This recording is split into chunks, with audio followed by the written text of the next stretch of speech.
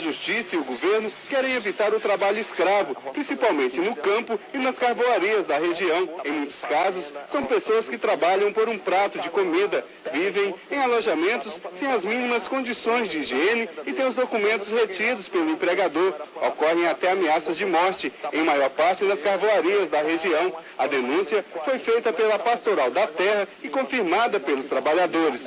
Aqui pode faltar feijão para o trabalhador, mas o cartucho para matar um aqui não falta. A gente sente muito de sair de casa e deixar... O patrão disse que não era mais para me ligar, que ia mudar até o número do telefone, que não era mais para me ter contato com ele, não. Que se eu ficasse insistindo muito em ligar, talvez quando eu ligasse a próxima vez, ele ia mandar dizer onde era que estava o corpo dele.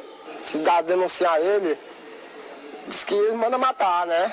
Nos últimos 4 anos, a Delegacia Regional do Trabalho do Tocantins recebeu mais de 3.000 denúncias de trabalho escravo e conseguiu resgatar cerca de 2.000 vítimas de fazendeiros inescrupulosos. Esses trabalhadores, eles são aliciados tanto no estado quanto em outros estados vizinhos, como Maranhão, Piauí. Mais de 160 fazendas e agroindustriais dos estados do Pará, Tocantins, Maranhão e Goiás constam da chamada lista suja da Justiça do Trabalho. No Tocantins, 33 empresários do agronegócio foram multados em mais de R$ 2 milhões e condenados a pagar direitos trabalhistas. A declaração de regularidade exigida pela Justiça do Trabalho e o governo do Tocantins pode desestimular a prática de trabalho escravo na região. Lidar com o trabalho escravo significa lidar com uma cultura patronal de 500 anos no Brasil. Antônio Neves, de Palmas, para o Jornal da Band.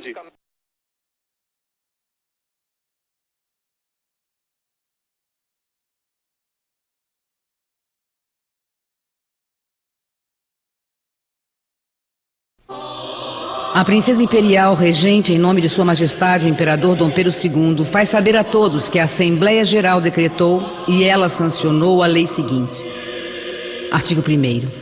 É declarada extinta, desde a data desta lei, a escravidão no Brasil.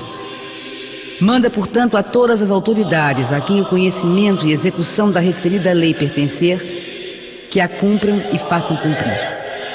Dado no Palácio do Rio de Janeiro, em 13 de maio de 1888. 115 anos se passaram e 25 mil brasileiros continuam trabalhando em regime de escravidão. Homens, mulheres e crianças que vivem em condições subhumanas no campo, sem dignidade e sem liberdade. Está na hora do Brasil abolir de vez essa vergonha.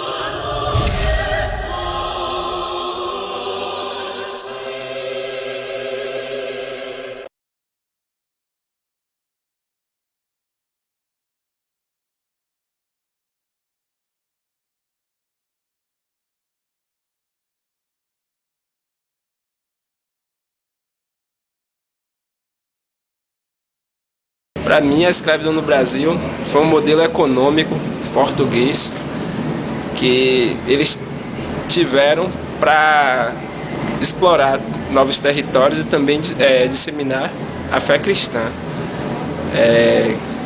Claro que a escravidão que os portugueses promoveram, não só os portugueses, como também outros países, como Espanha e França, tiveram graves consequências com a chegada, principalmente com a chegada dos povos africanos do Brasil, e que essas consequências elas têm repercussão até os dias atuais.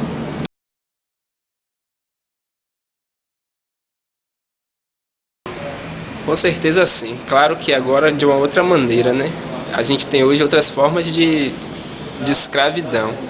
Não mais essa escravidão que era estabelecida, como foi estabelecido no século XV, XVI e XVII. A escravidão imposta pelos franceses, portugueses, mas com certeza ainda hoje existe escravidão sim, ainda tem muita gente que trabalha, que é explorado pela sua mão de obra. E também muitas ainda hoje trabalham não só forçado, como regime de fato em regime de escravidão mesmo. Então, Em outras palavras, a escravidão continua existindo.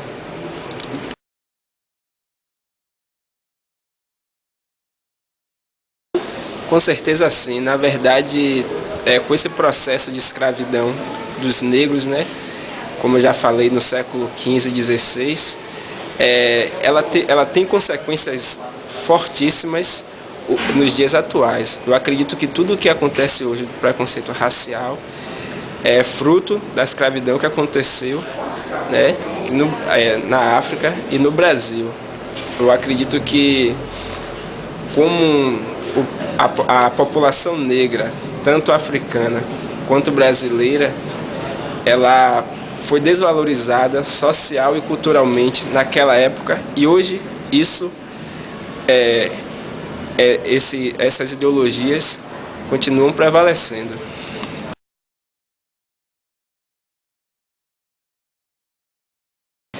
Eu acredito que uma das grandes saídas para acabar com o preconceito é a educação e as pessoas se conscientizar de que o Brasil não pode ser dividido, né? As pessoas não podem ser medidas ao seu caráter a partir da cor da pele.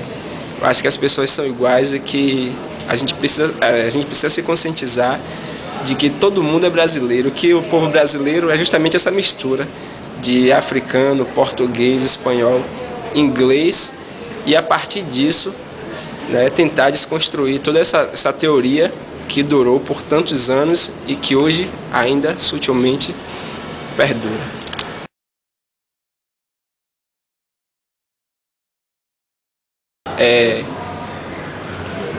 O pelourinho é, na verdade, um tronco onde os negros, né, escravos, eram amarrados e castigados, né? Eram chicoteados. E durante muito tempo, esse instrumento de tortura, ele ficou exposto aqui nas praças do Pelourinho, tanto no terreiro de Jesus como no Largo do Pelourinho. Então, até, se eu não me engano, na década de 60, ainda tinha um tronco desse, um pelourinho desse, e só a partir de então, depois da década de 60, se eu não me engano, ele vai ser retirado do centro histórico. E é desse nome que deriva, né, desse instrumento que deriva o nome do Pelourinho, do centro histórico, como Pelourinho também.